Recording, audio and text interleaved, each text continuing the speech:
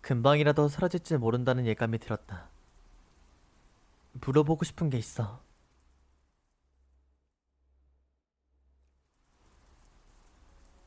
한껏 필사적인 얼굴을 하고 있어서였을까? 그녀는 내리는 비에 대해 걱정하지도 않고 조용히 내 옆으로 다가왔다. 가까스로 용기를 낸 직후 그럼에도 막상 말을 이으려니 다시금 주저가 됐다. 빗소리가 조금이나마 사이 침묵을 쥐어주고 있다. 그런 식으로 천천히 발목까지 차올랐다 싶을 때 내가 입을 여는 타이밍보다도 한 박자 빠르게 말이 날아들었다. 설아한테 들은 거지? 어디까지나 일상적인 이야기에서 벗어나지 않는 억양으로. 그렇게 티가 나? 그야 학교 다닐 때도 뭐든지 티가 났으니까. 그런 점은 변하지 않아서 다행이네. 다행인가? 그 말처럼 바뀐 건 나이밖에 없을지도 모른다. 창피하게도 그녀가 먼저 얘기를 꺼내준 덕분에 나 또한 약간이나마 무게감을 덜어놓을 수 있었다. 설아에 대해선 처음부터 알고 있었어? 음, 처음엔 말이지. 교실에서 같이 이름을 확인했었잖아? 그때 설마 하긴 했어. 한설아. 입안에서 굴리듯 발음한다. 왜 그래? 아니, 예쁜 이름이구나 해서. 그렇다고는 해도 어릴 때 잠깐 봤던 게 전부고 시간이 지나 얼굴도 바뀌었고 그래서 확신한 건 나도 최근이지만 설마 그 일로 따돌림을 당하고 있을 줄도 몰랐고. 자주 하듯 고개를 숙인다. 발 아래에 깔린 모래는 벌써 한참 전에 젖어 밤에 가까운 색이 되어 뭉쳐있다. 내리는 비가 아무렇지도 않게 그녀의 다리를 통과해 사라진다. 그래도 어떻게 보면 하루를 속인 꼴이 됐네. 분명 내가 그녀였어도 똑같은 대응을 했으리라. 그렇게 생각하면서도 달리 대답할 말이 나오지 않았다. 살며시 내뱉은 숨소리가 빗소리에 지워졌다.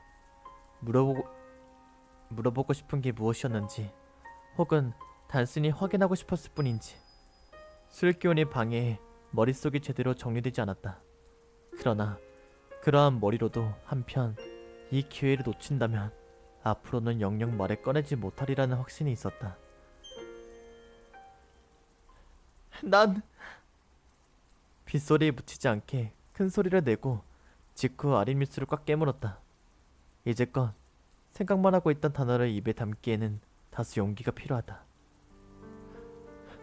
자살인 줄 알았어. 몸이 떨리기 시작했다. 무슨 일이 있었는지 알 수 없었으니까. 아무도 얘기해주지 않았으니까. 뭐 하나 알고 있는 게 없었으니까. 이제는 지나간 일이 되어버렸으니까. 아무것도 말해주지 않았으니까. 정확히는 나 자신이 두려워 건드리지 않았으니까. 내가 할 수 있는 일이 하나도 없었으니까. 그래서 눈물이 넘치려고 해 억지로 참기 위해 입을 닫았다. 뺨을 타고 쉴 수 없이 빗방울이 흘러내렸다. 무척이나 큰 빗소리가 들렸다. 틀리지는 않을지도. 그 음성은 비를 뚫고 넘어왔다. 영문을 알 수 없는 대답에 멍한 반응을 보이는 게 고적이었다. 있지 하루 기억나? 언제인가 한번 하루가 나한테 책을 읽는 이유에 관해 물어본 적이 있었잖아. 그때 내가 뭐라고 대답했었는지. 이야기도 좋아하지만 뭐랄까 지식을 쌓는 게 목적이라고 해야 하나? 지식? 거창하게 들릴 수도 있는데 알고 싶은 게 있거든. 나 말이지, 혼자 있는 동안에는 내일 죽음에 대해 생각하고 있었거든. 정확히는 죽고 난 뒤에는 어떻게 되는지가 궁금했었다고 하는 쪽이 맞겠네. 그 이야기 또한 언제인가 한번 들은 적이 있었다. 소설을 읽다 보면 있지. 이야기 속 인물들은 다 저마다 살아가는 이유가 있잖아. 가령 없는 인물들도 죽기 직전이 돼서 혹은 다른 소중한 이의 죽음을 겪고 나서 뭔가를 깨닫곤 하잖아. 나 말야, 살아가면서는 살아갈 이유를 찾지 못했었거든. 죽은 뒤에는 무언가 깨달을 수 있을까? 죽은 뒤에는 어떻게 될까? 물론 그렇다고 실제로 죽어볼 수는 없으니까. 그렇지만 어떻게든 조금이라도 알고 싶어서 여러 가지 책을 읽었었어. 말하는 내용이 무엇인지는 이해할 수 있었다. 그러나 말하고자 하는 말이 무엇인지는 채 이해가 되지 않았다. 그녀가 당한 불의의 사고가 어째서 내가 꺼낸 자살이라는 단어와 맞물리는지. 그러니 어찌 보면 내 탓이라고 해야 할지도 몰라. 네 탓이라니? 사고 나기 직전에 있었던 일은 아직도 똑똑히 기억이 나. 나 설아를 가까스로 지켜주고 나서 차가 나를 향해 달려드는 모습을 봤을 때, 밝은 빛에 갑자기 눈앞이 새하얗게 변했을 때, 무섭다는 감정보다는 오히려 어딘지 모르게 안도감을 느꼈었으니까. 발이 굳지도 않았는데 움직여야 한다는 생각조차 들지 않았어. 그러니 말이지, 물론 피할 수 있었다고까진 말 못하겠지만 노력했다면 죽지 않는 선에선 끝날 수 있었을지도 몰라. 그렇기 때문에 내 탓. 내가 죽어버린 것도, 설아가 따돌림 당하는 것도, 하루가 고민하는 것도 전부. 그런 말도 안 되는 이야기다. 가령 실수를 저지르고 나중에 시간이 지나 돌아보면서 그 순간에 이렇게 했으면 결과는 달라지지 않았을까 하고 후회하는 행위와 다를 바 없다. 타임머신이 개발돼 과거로 돌아가더라도 내가 그때와 똑같은 상태로 돌아가지 못하는 이상에야 그러한 가정은 의미가 없다. 그렇게 생각하면서도 나는 입을 열지 못했다. 담담하게 이야기를 이어나가는 그녀의 기세에 밀려버렸던 이유가 한 가지. 그리고 두 번째는 그런 말을 하면서도 동시에 어찌해야 할지 모르겠다는 표정을 띈 그녀의 얼굴을 보았기 때문이다. 떨어지는 비가 모래시계를 연상시키듯 시간이 흘러갔다. 어느새인가 몸이 얼어붙었다는 사실도 느끼지 못하게 됐다. 어지럽게 맴돌던 술기운도 달아나고 공허한 쓴맛만이 남아있다. 꿈인 듯 옆에서 자그맣게 마른 웃음을 짓는 소리가 났다. 그렇지만 10년 뒤 사람들이 오히려 날 더 기억하고 있다니 아이러니한 일이네. 이야기는 여기까지라는 양 그녀가 자리에서 일어난다. 나는 자리에 못 박힌 채 뒤따라 일어날 마음조차 먹지 못했다. 떨어지는 비가 무겁게 머리를 짓누른 것만 같았다. 있지, 하루. 내가 죽음을 통해 배운 건, 죽음을 통해 배울 수 있는 건 아무것도 없다는 사실이야. 그러니 하루는 신경 쓰지 않아도 돼. 모두 내 탓이고, 그렇지 않더라도 누구를 원망하진 않으니까. 위로의 말도 억지스러운 불평 한마디도 나오지 않았다. 스스로에 대한 자괴감만이 깊어져 가고, 그런데도 이대로 마무리 지어서는 안 된다는 마음 또한 급해져서 흐름을 끊듯 억눌린 소리가 들려왔다. 그 소리가 전화벨 소리임을 알아채기까지 당분간의 간격이 필요했다. 타이밍이 달갑진 않더라도 이 상황에서 전화를 받지 않는 것도 어색하겠지. 주머니 속에서 휴대폰을 꺼낸다. 바지가 물을 잔뜩 머금은 탓에 몇 번이나 헛손질하고 말았다. 화면에는 최근에 봤던 번호가 떠 있었다. 언뜻 보기에 제멋대로인 숫자들의 행렬. 학교에 있는 공중전화다.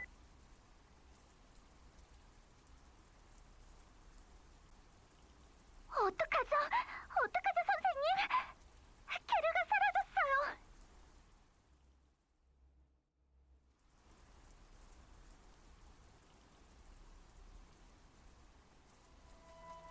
남 발견하더라도 어떻게 못하니까 일단 하루는 이 주변을 돌아다니고 있어줘. 둘 중 한쪽이라도 찾으면 곧바로 돌아와서 알려줄게. 알았어. 각자 역할을 분담하고는 곧바로 해결하기 위해 흩어진다. 그녀는 끝난 이야기를 생각하고 있을지 모르지만 나로서는 직전에 불완전 연수를 한 느낌이라 확실하지 못한 기분이 못내 남아있다. 그러나 분명 지금 당장 급한 일은 따로 있었다. 불안하게 번진 상상이 현실이 될지도 모르는 일이. 다급해 보이는 서로의 연락을 받은 직후 우리는 곧바로 지체하지 않고 학교를 향했다. 시야를 가릴 정도의 폭우와 상황을 고려하자니 입구에서 경비원과 농담할 교환할 시간은 없었다. 그렇게 언제인가 들었던 망가진 창문을 통해 건물로 들어와 그대로 우선 동아리방을 확인했다. 당연하게도 그곳에는 아무도 없었다. 애초에 연락이 온 것도 현관에 자리잡은 공중전화를 통해서다. 즉 연락했을 당시에는 이미 한참을 혼자서 찾아다닌 이후였겠지. 결과적으로 그 탓에 찾아다녀야 할 대상이 둘로 늘어나 버렸지만 그래도 가장 급한 건 고민할 필요도 없이 설하다. 그날 이후의 분위기도 그렇지만 그런 설아에게 돌보고 있던 새끼 고양이가 차지하고 있었을 비중을 생각하면 지금 상황을 가볍게 취급하고 넘기기는 힘들다. 내게 전화로 도움을 요청할 일만 해도 그렇다. 여간 당황한 게 아니고서야 그러한 행동을 취하진 않았으리라. 거기다 결정적으로는 오늘 교무실에서 발견했던 프린트까지. 나도 모두도 여전히 전혀 성장하지 못했다. 자국의 날정대로 꾹 눌러쓴 글씨를 보았을 때의 꺼림칙한 감각은 아직도 지워지지 않는 흉터처럼 남아있다. 강하게 창문을 때리는 빗소리가 초조함을 더한다. 다만 불안을 느끼고 있어도 취할 방법에는 한계가 있었다. 몸집이 자그만 여학생과 작은 동물 한 마리. 찾아야 할 대상이나 공간의 넓이를 감안하면 그녀와 역할을 분담하는 편이 옳다. 연락이나 여차할 경우를 대비해 내가 약속 장소 주변을 벗어나지 않는 쪽이 효율적임을 알고 있다. 이상적으로는 말이지. 실제로는 아무 도움도 되지 못하는 것 같아 무력감만이 맛본다. 움직이지 않고 가만히 있으면 자연스레 생각이 많아진다. 달려오느라 가빠진 숨을 고르며 이제는 완전히 수익견이 날아가 버린 머리로 현 상황에 대해 고민한다. 사람 쪽이 우선이라고 해도 결국 그 사람 또한 고양이를 찾아 나선 이상 고양이를 쫓는 쪽이 결과적으로 사람과 가까워지는 방법이 되겠지. 어느 책에서 기르던 고양이가 사라졌을 때는 가까운 장소를 찾아보는 편이 좋다는 내용을 읽은 적이 있다. 가까운 장소라면 동아리방 주변인가? 그렇지만 먼저 둘러보기 시작한 사람이 이곳을 생략했을 거라고는 생각되지 않는다. 그야 생략하지 않았더라도 군데군데 노출될 가능성은 다분 않아. 그건 이러는 동안에도 둘러보면 되니까. 또한 기르던 애완동물은 본능적으로 자기가 살던 곳을 떠올려 되돌아온다는 얘기도 있었다. 애완동물을 직접 길러본 적은 없으나 그럴싸하게 들리는 이야기다. 그렇다면 이 주변에서 기다리고 있으면 고양이가 돌아온다고 치고 그 고양이를 찾아 나선 여학생 또한 돌아올까? 그럴 가능성도 있다고는 본다. 그러나 그건 너무나 수동적인 대처로 사태가 자연스럽게 해결되기를 무작정 기다리는 행동과 다를 바가 없지 않을까? 무엇보다 이기적인 소리지만 가만히 기다리는 방법을 택한다고 해서 현재 느끼는 이 감정이 해소될 성쉽지 않았다. 그러니 그 밖에 예상 가는 장소는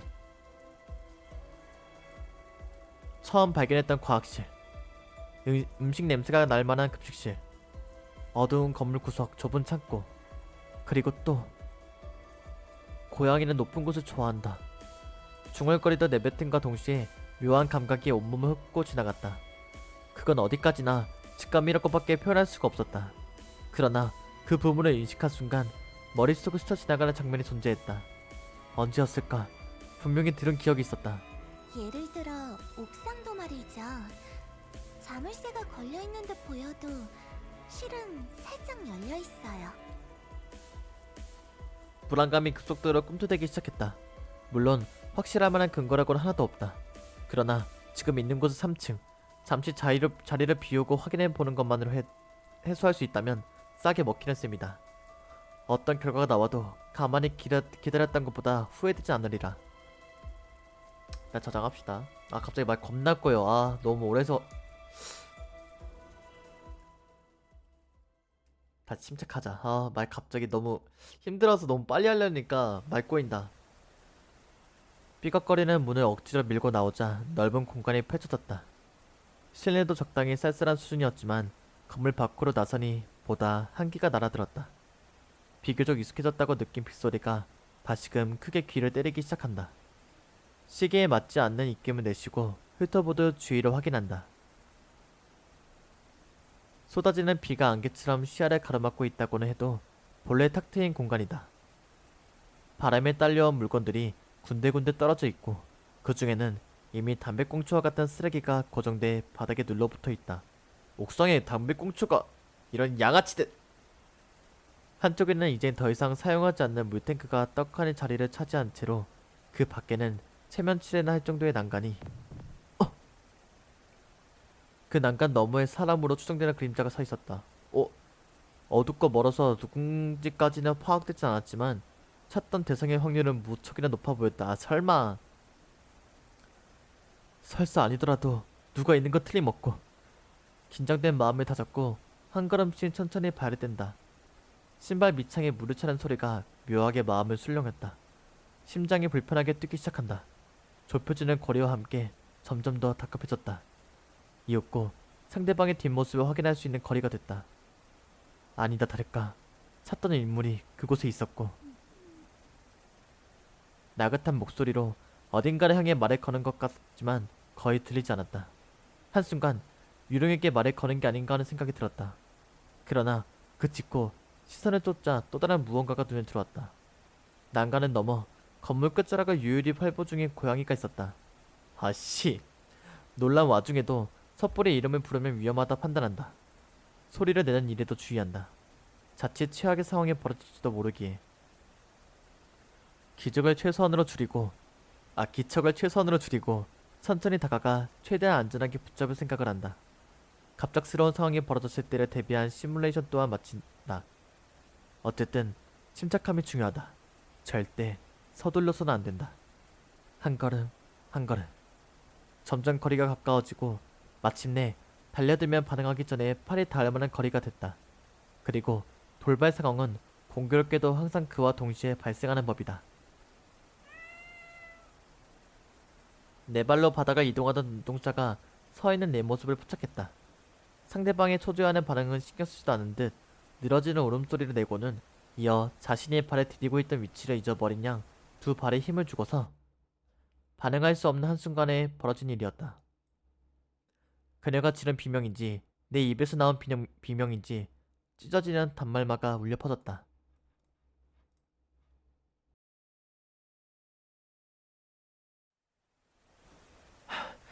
미쳤어? 뭐하는 거야? 선생님? 가까스로 늦지 않아 천만다행이었다. 고양이 해맑게 웃는 거 봐. 그 와중에 직전에 머릿속으로 대처를 시뮬레이션 해두지 않았더라면 분명 당황해 타이밍을 맞추지 못했으리라. 그랬을 경우는 가정조차 하고 싶지 않다. 교복 군데군데 흙이 묻어 더러워진 채로 비에 맞아 흐트러진 잔머리가 제멋대로 엉켜있고, 그 와중에 한쪽 팔로는 떨어지려던 고양이를 꼭 붙잡아 안고 있다. 참지 못하고 큰 소리를 내고 말았지만 이 또한 틀림없이 우선해야 할 일이 따로 있었다. 일단 됐어. 아니 되지 않았지만 그들을 꼭 붙잡고 있어. 바로 끌어올려줄게. 네. 그야 당연히 놀랐는지 대답은 순수히 돌아왔다. 그러나 막상 끌어올리려고 하니 생각보다 쉬운 일이 아니었다. 우선 자세가 불안정한 탓에 의도와는 다르게 힘이 제대로 들어가지 않았다. 거기에 더해 실시간으로 비까지 내리는 터라 지지하는 바닥이나 난간마저 미끄러웠다. 그렇기에 당장은 붙잡은 손이 미끄러지지 않도록 유지하는 게 한계였다. 시간이 지날수록 그 점은 서로에게 더 전달이 됐는지 표정이 서서히 굳어가는 게 눈에 보였다. 일단 안심하도록 사이사이 말을 걸고 있긴 하나 공허한 외침처럼 들리는 부분은 스스로도 뼈아프게 자각됐다. 평소에 운동 좀 해둘 걸 그랬네. 농담 아닌 농담을 던져도 분위기가 풀리려는 기색은 없다. 이 상태에서 분위기가 밝아지기를 바라는 게 웃긴 일이긴 해도 그동안에도 머릿속은 바짝 타들어가는 중이었다. 최대한 힘을 내본 결과가 간신히 버티는 상황이니 이대로라면 길지 않은 시간을 버는 게 고작이었다. 그렇다고 도움을 요청하기에도 새삼 시끄러운 폭우 소리가 방해다.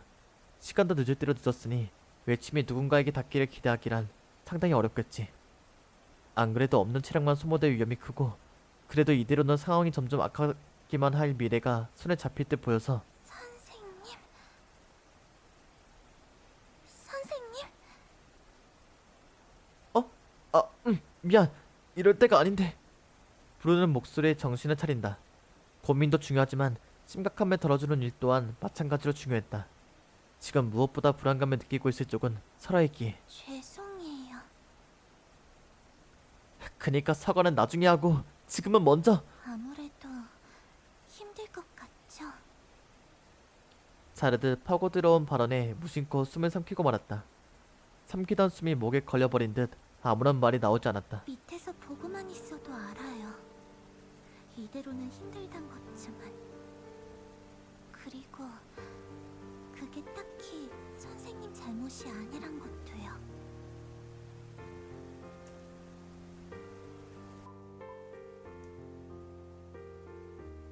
그 음색은 급박한 상황을 순간적으로 잊게 할 만큼 차분했다. 참 웃기죠.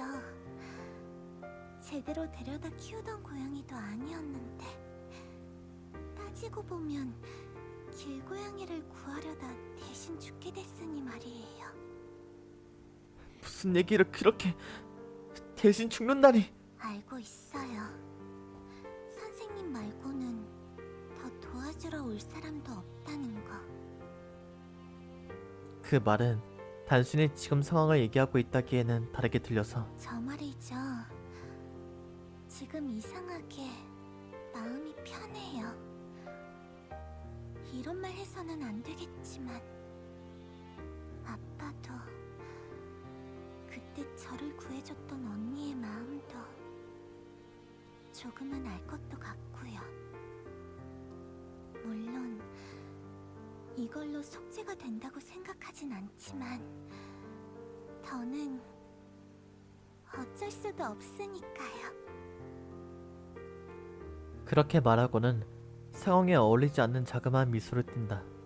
무척이나 덥없어 눈을 감았다 뜨면 무너져 내린 만큼. 그치만 캐르까지 같이 죽게 되는 건 좀 그러네요.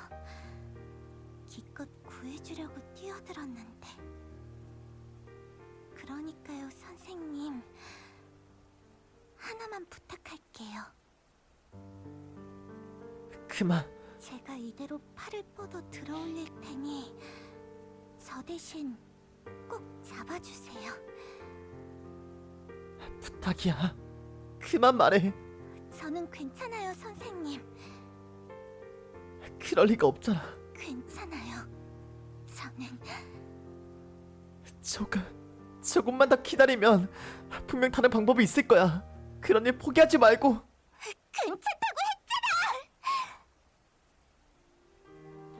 했잖아. 어차피 못 도와주잖아. 이대로 같이 떨어져 줄 것도 아니잖아. 그러니 쓸데없는 희망 주지 말고 놓으라고. 이제 필요 없으니까. 절규하듯 소리친다. 눈물조차 흘리지 않은 채로. 알량한 위로의 말에 그저 공허하게 만들 듯. 얼마 전에 말했었지. 나 꿈에 유령이 자주 나온다고. 마지막에 내가 뭔가를 말하려고 하면 언제나 직전에 깨버린다고. 나 유령을 실제로 만나게 되면 꼭 하고 싶은 말이 있었어. 뭐라고 생각해? 유령은 있지. 쉽게 말해서 먼저 세상을 떠난 사람들이잖아?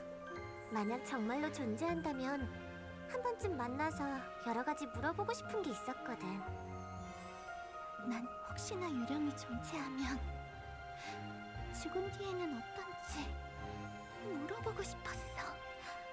죽으면 정말로 편해지는지, 더는 불행해지지 않는지 물어보고 싶었어.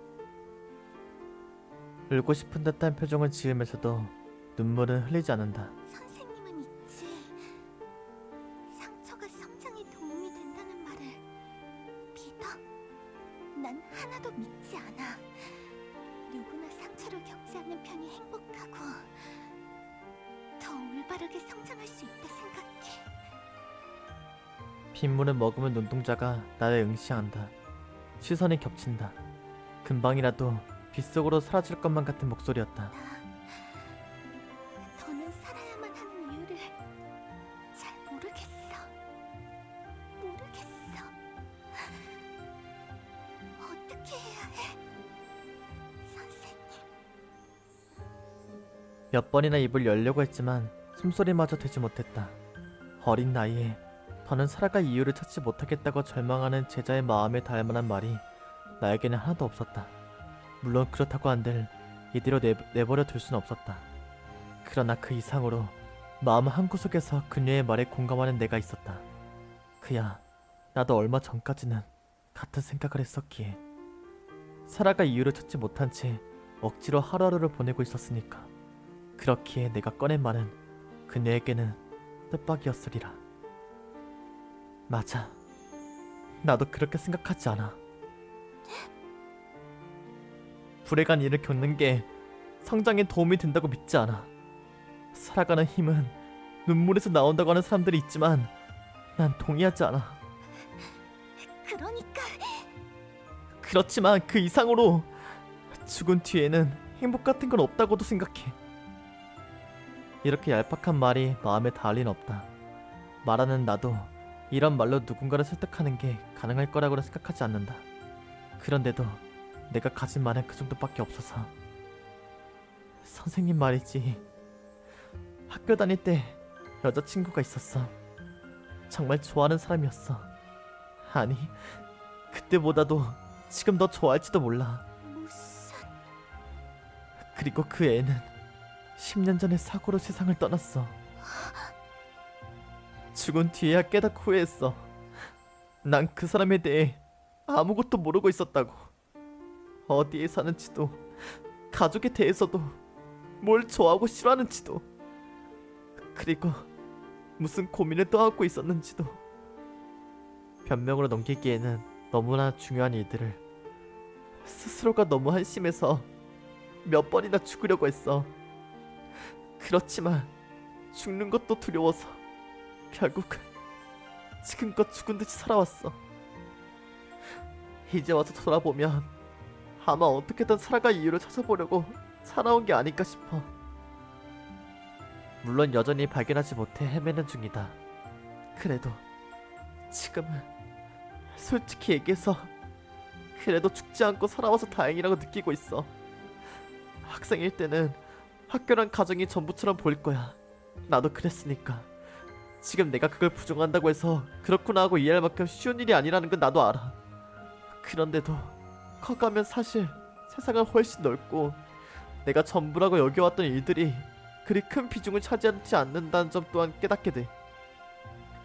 물론 그렇다고 해도 상처는 옅어질지언정 사라지진 않지만 그럼에도 어떻게든 살아갈 수 있어. 그것만큼은 선생님이 보증할게. 거기까지 얘기하고는 꾸민 듯 웃음을 만들어 보였다.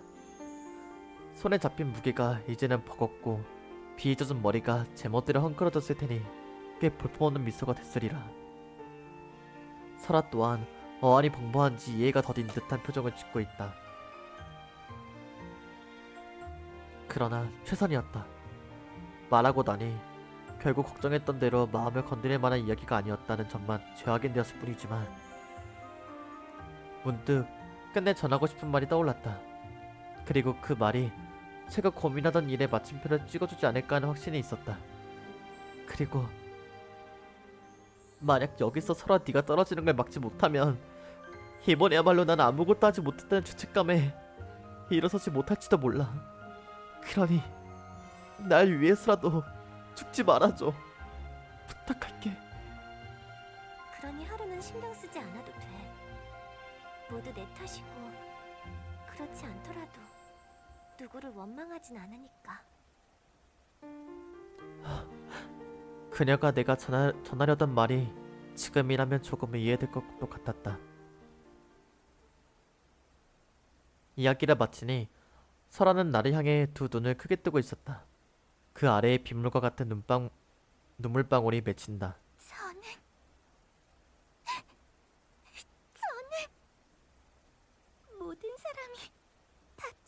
것이라 말하는 것 같아서. 그래서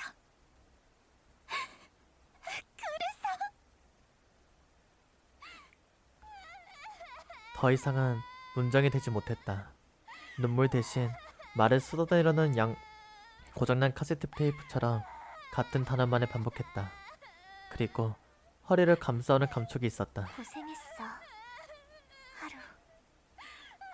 격려하듯 두 팔로 허리를 꼭 감싸 안는다. 그렇게 하자 놀라울 정도로 몸이 가벼워진 기분이 들었다. 그제서야 나는 손에 잡힌 무기를 실감하고 구할 수 있었다.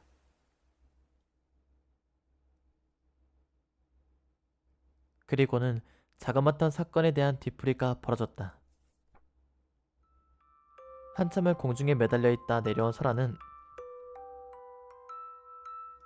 마침내 긴장과 함께 발도 풀렸는지 한동안 주저앉아 울음을 토해냈다. 울음을 그치고 난 뒤에는 몇 번이나 사과가 반복됐고 그마저도 끝이 났을 때는 나 또한 진이 빠져 자리에 주저앉을 정도였다.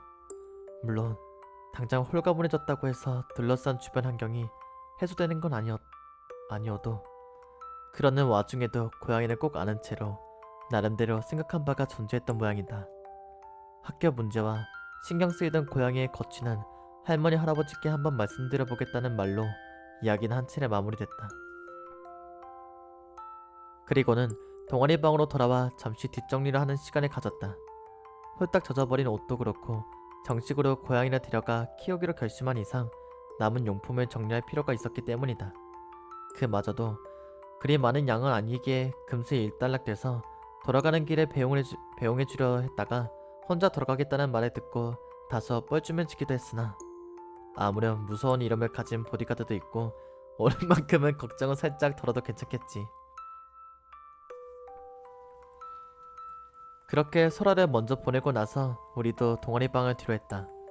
그 시점에 이르러서 뒤늦게 다소 뜬금없는 생각이 떠오르기도 했다. 아마 동일하게 관련된 책에서 읽은 내용으로 기억하는데 고양이는 어느 정도 높은 곳에다 떨어져도 안전하다는 문장을 얼핏 본 것도 같다.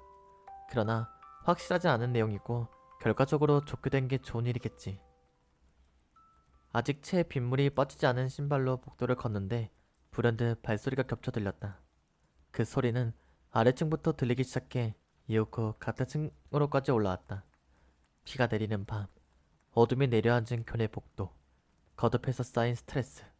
선배 교수가 말했던 유령이 나타난다는 소문이 들면 돌연 머릿속 수면 위로 부상하기 시작해 웃어 넘길 수 없어진 순간 발소리의 주인이 마침내 모습을 드러냈다. 선생님, 아직 안 가고 계셨네요. 어?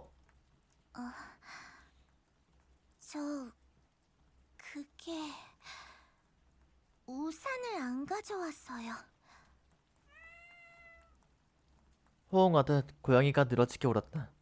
그래봤자 나도 우산이 없는 터라 결과적으로 비를 맞으며 경비실까지 찾아가 남는 우산을 빌리고 만 일은 그다지 숨길 일도 아니다.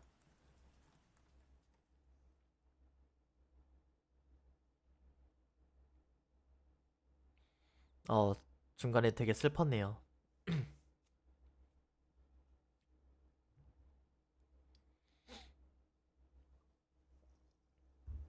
그러한 소란이 지나가고 나서 한동안은 조용하면서도 부지런한 날들이 이어졌다.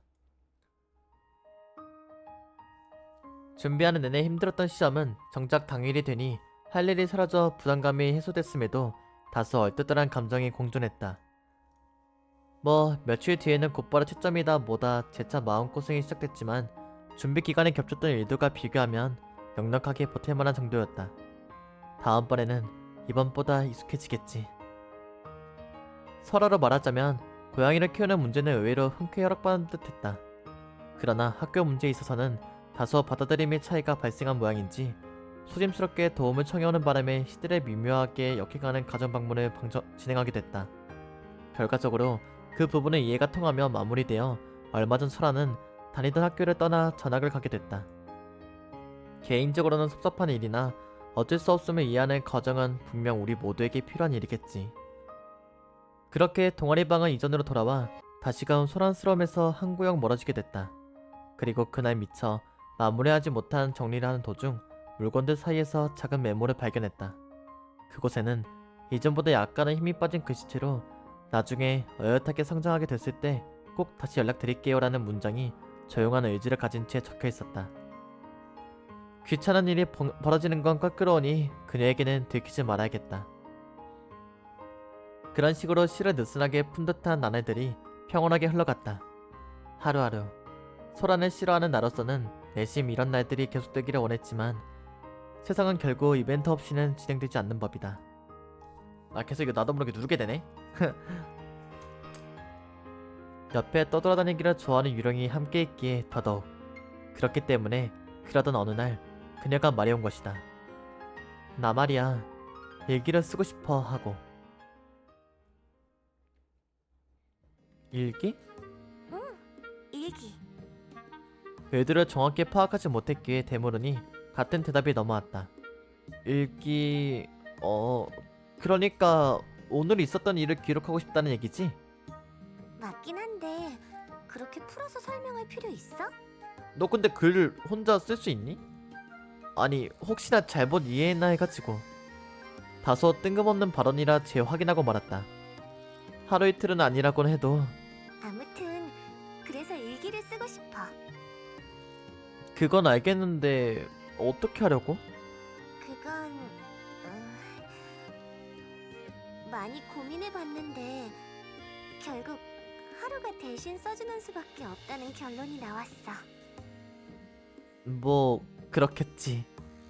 직접 하진 못하니 누군가 대신하는 방법밖에 없다. 어려운 일도 아니고 그 부분은 넘어갔다 손치고. 근데 그래도 돼? 뭐가? 근데 일기는 혼자만의 그거잖아. 일기잖아. 내가 보게 되면 부끄럽지 않나 싶어서. 아, 그 얘기구나. 멋쩍은 듯 머리를 꼬더니 그야 부끄럽지만 뭐 어쩔 수 없잖아. 그 부분은 어려우나 넘어가기로 한 모양이다. 일기라... 굳이 떠올리려고 하지 않아도 분명 초등학생 때까지는 쓴 것 같다. 그 시절에는 대부분 학교에서 따로 일기 작성을 시키기도 했기에. 그러나 중학생, 아니 초등학교 고학년만 되더라도 자연스레 강요하던 분위기는 사라지고 동시에 스스로도 귀찮아져 일기를 쓰는 경우는 점차 사라지게 된다. 그리고 나중에 떠올려 찾아보려고 해도 어릴 적에 쓴 일기만큼은 좀처럼 발견이 되지 않는다. 나도 비슷한 케이스였다. 그런데 갑자기 웬 일기야? 갑자기는 아닐지도. 나 그래도 고등학교 때까지 일기를 썼었거든. 그렇구나. 그래? 왜? 이상해? 이상한 건 아닌데 좀 신기해서. 보통 나이 먹고는 일기 같은 건 잘 안 쓰게 되니까. 나 아직 여고생인데? 그 농담은 받아주기 어려우니 무시하자. 아무튼 저번에 가서 일기장도 가져왔었잖아? 그래서 슬슬 다시 써보고 싶어져서. 일기장? 기억 안 나? 밤중에 같이 가서 가져왔었던 노트. 그게 일기장이었구나. 맞아, 그게 일기장. 고등학교 때 쓰던.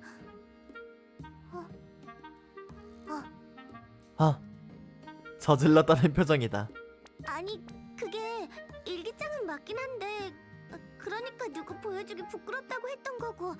그치만 어차피 거기다 쓰려고 했던 거니 상관없나? 응, 맞아, 그래. 어쨌든 노트 보관하고 있지?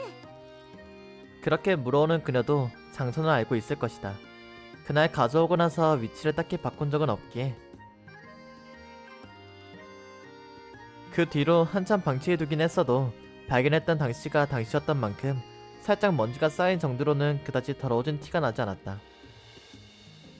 자연스럽게 페이지를 펼치려다 그녀에게 저지당했다. 안 뭐야? 돼, 부끄러우니까. 어차피 앞으로 보여줄 거 아니야? 이미 쓴 내용을 보여주는 거랑 앞으로 쓸 내용을 보여주는 건 다르거든? 은근슬쩍 넘어가 보려고 했는데 통하지 않았나?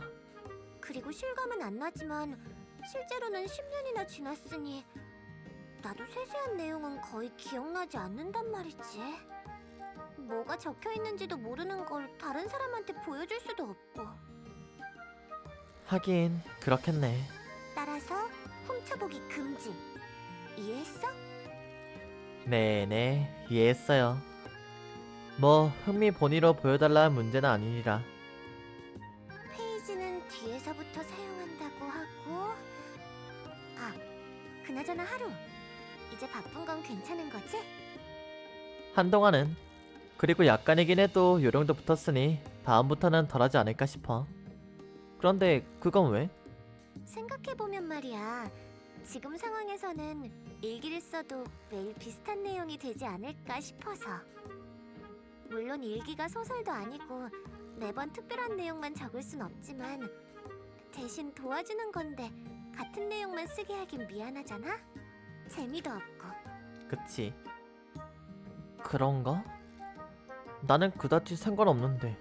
그래서 하루만 괜찮으면 있지. 매일은 아니어도 시간 날 때마다 같이 여기저기 놀러 다니는 건 어떤가 해서. 왜 그동안 이런저런 일로 바빠서 거의 못 돌아다녔고 마침 그럴싸한 핑계도 있겠다. 다음에는 또 언제 시간이 날지 모르잖아? 저기 결국 내 고생만 더 늘어나는 거 아니야? 들켜버렸나? 야, 왠지 이야기가 장황하게 길어진다 싶다니. 그치만 싫어? 그런 식으로 곁눈질을 해서야 치사에도 넘어갈 수밖에 없어진다. 근래 소홀했던 것도 사실이고. 아니, 뭐 나도 싫지는 않은데. 홀리며 수긍하자 금세 표정이 뒤바뀐다. 그러나 그 부분을 굳이 지적해봐야 낯간지러운 반응만 되돌아올 뿐이다. 자, 그럼 이야기 나온 김에 앞으로 뭐뭐 할지 후보군부터 꼽아둘까? 지금 벌써? 너무 급하지 않아? 하려고 마음먹었으면 곧바로 실행에 옮기는 게 좋다고 전 생각한답니다. 이러다 흐지부지 되면 또 언제 여유가 생길지 모르고. 그야 그 말이 맞긴 하네. 알지만은 변함없이 템포로 따라가기 힘들다.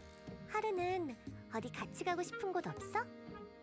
왜 뻔하게는 놀이공원이라든지 동물원이라든지.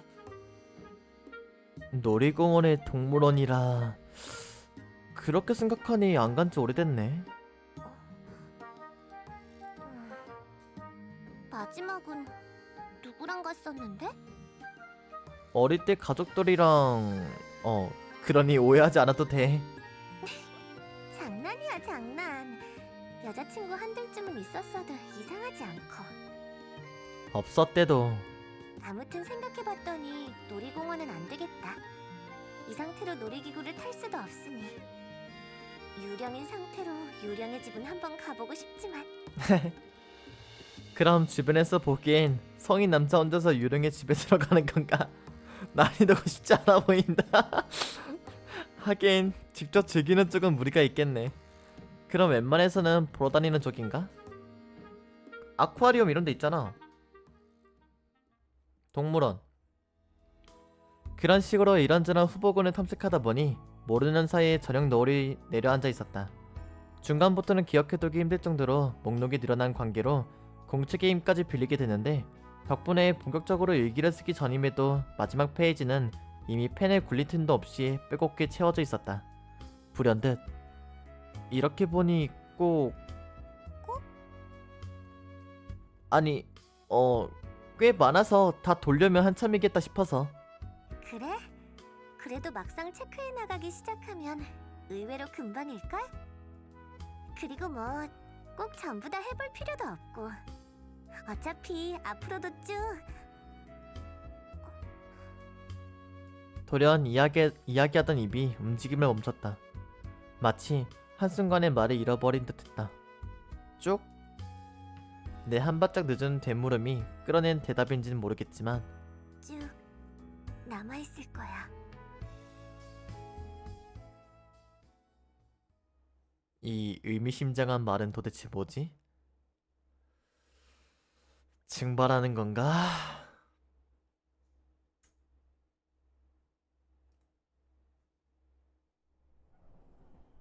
약속이야? 꼭 잡고 있어야 해? 놓치면 진짜 큰일 나. 알았어. 안 놓을게. 건성으로 대답하지 말고. 동네에서 타는 택시랑은 정말 다른 문제래도. 뭔데? 중간에 떨어지기라도 하면 어딘지도 모르는데 걸어가야 한다고. 그래도 날아가는 거 아닌가? 그런 교환을 하며 덜컹거리는 전철 의자에 나란히 앉는다. 시간이 흘러 주말. 얼마 전 세웠던 계획대로 우리는 일기 소재를 마련하기 위해 밖에 나와 있다. 그러나 당초 리스트에 적힌 일들은 하나같이 나름 거창하기도 해. 그 대부분이 자그마한 동네에서는 쉽게 이루기 힘든 일들이었다. 그렇기에 아침 일찍 일어나 준비를 마치고 이렇게 전철에 올라타 있다.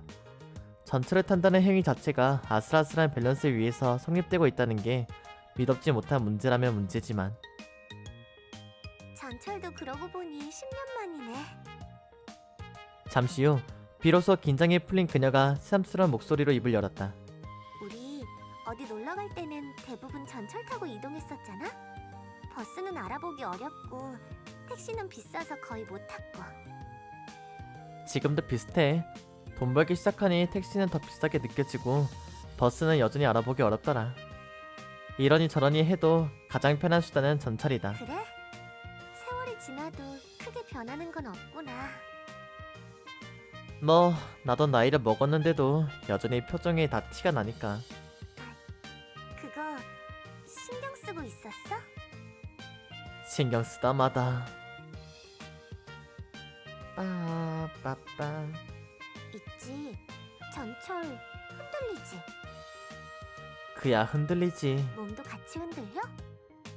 그야 어느 정도는 흔들리지. 난 이렇게 있으니 하루랑 잡고 있는 손만 흔들려서 신기해. 무슨 느낌인지 알겠어?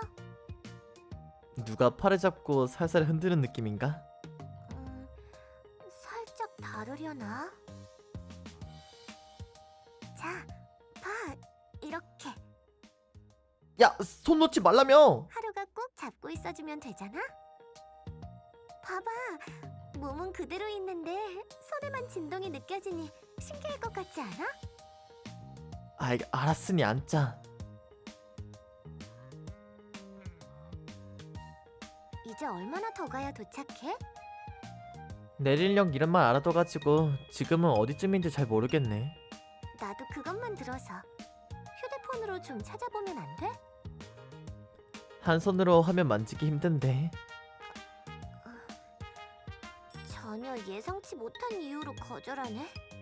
하루, 그 정도로 늙은 거야?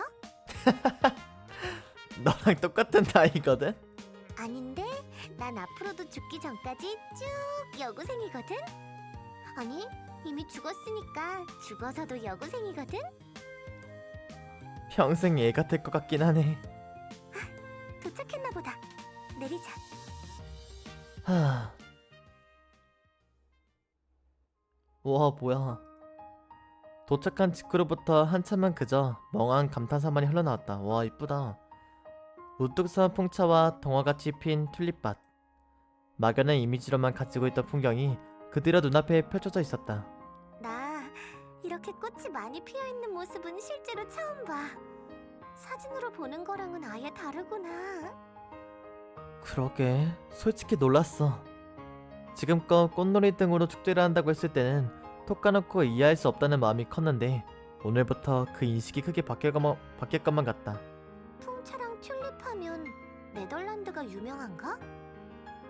아마 그렇지 않을까? 정확히 찾아본 적은 없어서 확실히는 모르겠네. 어렴풋이 그런 이미지가 존재한다. 나 이렇게 가까이서 풍차를 본 건 처음이야. 하루는? 풍차를 보는 것 자체가 처음일지도. 아니지, 풍력 발전기도 풍차는 풍차인가? 아마. 낭만은 조금 떨어지지만. 그렇지. 그런 의미 없는 이야기를 주고받을 정도로 눈앞의 광경에 신경을 모조리 빼앗겼다. 똑같이 찾아온 사람들도 그 점은 크게 다르지 않아 저마다 일행과 화기애애하게 감상을 나누고 있었다. 있지. 튤립의 꽃말 알고 있어? 뭐지? 글쎄, 꼭 튤립이 아니더라도 꽃말에 관심을 가져본 적이 없어서 잘 모르겠네. 하루도 모르는구나. 나도 잘 모르는데. 뭔가 아는 것처럼 물어보놓고 이 상황에 그런 분위기 깨는 말을 하는 것도 재주다. 경치보다도 순수하게 감탄스럽다. 아니, 방금 옆에 있던 커플이 꽃말이 어쩌고 하고 얘기하길래 어떻게 기억하고 다니나 신기해서. 속담 같은 걸 기억하는 거랑 비슷하지 않으려나? 그건 더 긴데도 외워진다고 생각하면 아무래도 그런가? 뭐 완전 똑같지는 않더라도 어느 정도 공유하는 부분은 있겠지. 아, 그리고 엿들어봤더니 튤립은 색깔마다 꽃말이 다 다르대. 좀 제멋대로지? 그렇긴 하네.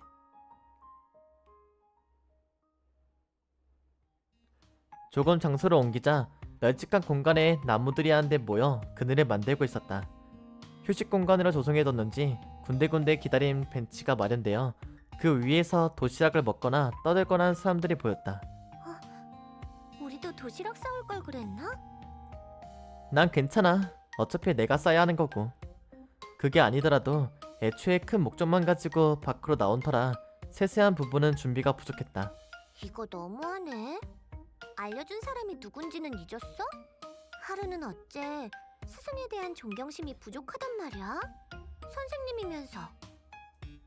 선생님이랑 어째 듣다 보니 상관이 있는 것 같기도 하고. 그럼 있지. 가는 존경이 있어야 오는 존경도 있는 거랍니다. 자랑스럽게 가슴을 내밀며 말한다. 정론이라 반박이 어렵다. 그렇지만 말 나온 김에 얘기하는 건데 알려줬다고 하기엔 좀 어렵지 않아? 솔직히 첫날부터 실수해서 다음날부턴 거의 레시피만 참고했고. 그건... 그나저나 이렇게 보니 나무들도 새삼 괜찮네. 말 돌리는 거야? 노골적으로 화제를 돌린다. 이대로 토라지기라도 하면 결과적으로 내 손의 힘으로 적당히 넘어가자. 튤립도 화려하긴 했는데 나무는 왠지 마음이 편해지는 느낌이 있네. 뭐 이런 식으로 느긋하게 보는 경우는 좀처럼 없으니까 초록색은 눈에 편해지는 색이기도 하고. 아, 그거 있지. 초록색은 왠지 생명의 상징 같은 느낌 있지 않아? 여러분들 그거 아나요? 초록색 같은 거 많이 보면 시력 안 좋은 분들 조금 좋아진다는데? 그냥 그런 말이 있어요. 있긴 하지. 아마 실제로도 묘사할 때 사용하기도 하고. 반대로 말이지. 그에 비해 죽음과 관련된 색이라고 하면 하루는 뭐가 떠올라? 죽음의 색이라 그냥 다 빨강색 막 검정색 막 이렇게 어둠 약간 그런 거 있지 않나? 잠깐 고민하고는 보라색? 응? 보라색이라. 고전 문학을 너무 본 거 아니야? 왠지 모르게 떠오른다 했더니 그래서 그런가? 아는 게 아니라 정말일 것 같다. 넌 뭐가 떠오르는데? 난... 흰색. 약간 국화꽃 같은 그런 건가? 흰색? 왜 흰색은 병원에서 자주 쓰는 색이잖아? 이렇게 말하긴 미안하지만 그래서인지 죽음과 가까운 색이라 했을 때 가장 먼저 떠오르는 느낌이 있거든. 새하얀 공간을 생각하면 왠지 섬뜩하기도 하고. 어느 정도 우스갯소리를 예상했는데 생각보다도 그럴싸한 이유가 돌아왔다. 알 것 같기도 하고. 모를 것 같기도 하고. 아니 이번엔 좀 알 것 같아. 그리고 그 이미지는 분명 하루 이틀로는 떨쳐낼 수 없으리라.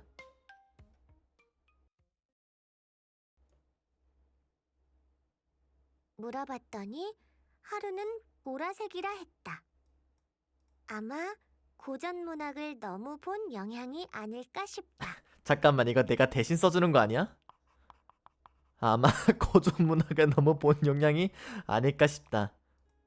돌아와 집에서 세세한 내용을 잊어버리기 전에 적고 싶다는 그녀의 제안에 늦지 않게 일기를 대필하고 있다. 그날의 경험을 그날이 지나가기 전에 기록하는 것. 일기의 취지를 생각하면 그 편이 맞으리라. 그럴 터인데 휴대폰도 그렇고 사람은 알게 모르게 나이 먹은 티가 나는 거려나? 어째 처음 예상과는 달리 아무렇지도 않게 내용을 읊는 그녀를 마주하자 받아 적는 내 쪽이 더 부끄러워졌다. 누군가 옆에서 과도할 정도로 당황하면 지켜보는 사람은 오히려 침착해진다는 말이 있다. 그 반대로 과도할 정도로 침착한 모습을 보이는 경우에는 오히려 당황하는 게 되는 걸까? 아무리 그래도 그건 아니라 생각하지만 확실히 예상은 내가 부끄러워하는 걸 알아차린다면 분명 그녀는 더욱 놀리려 들 것이라는 거다. 돌아오는 길에 하루가 사랑한다고 말했다. 사랑해. 사랑해. 아니 그런 얘기는 안 했잖아. 방금 했잖아. 그게 했다. 말을 받았으면서 아니 하긴 했는데 그래서 나도 사랑해라고 말했다. 반응해봐야 창피할 뿐이다. 반응해봐야 나만 창피할 뿐이다. 있지, 하루. 응? 나도 사랑해. 심쿵이다. 근데 이름 되게 이쁘다. 하루. 방금 말했잖아. 제대로 다시 한번 말해두고 싶어서.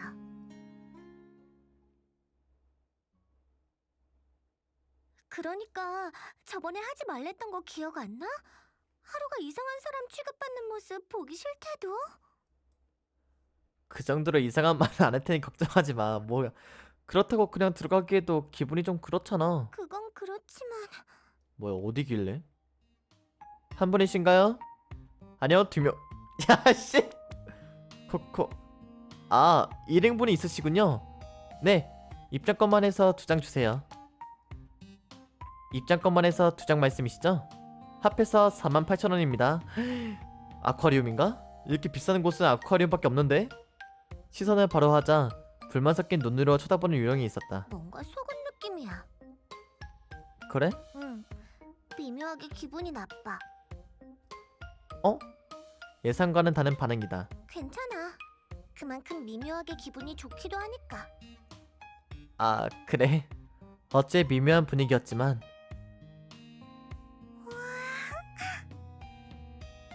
그런 분위기는 곧장 햇살이 눈이 녹아내리듯 사라졌다. 여기 봐봐. 여기 상어가 있어. 그러게. 배 아래에 붙어있는 작은 애는 새끼일까? 나도 근데 오랜만에 아쿠아리움 갔었구나. 저기 한번 예. 새끼라기엔 좀 생긴 게 다른데. 아마 빨판 상어 아닐까? 왜 같이 헤엄친다기보다는 달라붙어 있는 느낌이고. 듣고 보니 저게 빨판 상어구나. 안돼. 자리는 이미 꽉 찬 것 같지만 인원수를 초과해서 탑승해 있다. 무거워서 가라앉진 않을까 걱정될 정도다. 우와, 저거 가오리야? 그 말에 시선을 따라가자 넓적한 물고기 하나가 머리 위를 지나가는 중이었다. 꼬리 진짜 길다. 저러고 다니다가 어디 걸리지는 않을까? 이빨에 걸려서 잘리진 않을까 걱정되긴 하네. 뭐 그러지 않도록 어련히 잘 진화해 왔겠으나. 나 살면서 가오리 실제로 보는 건 처음이야. 애초에 수족관 자체가 처음이기도 하고. 그럼 상어는 다른 데서 본 적 있는 거야?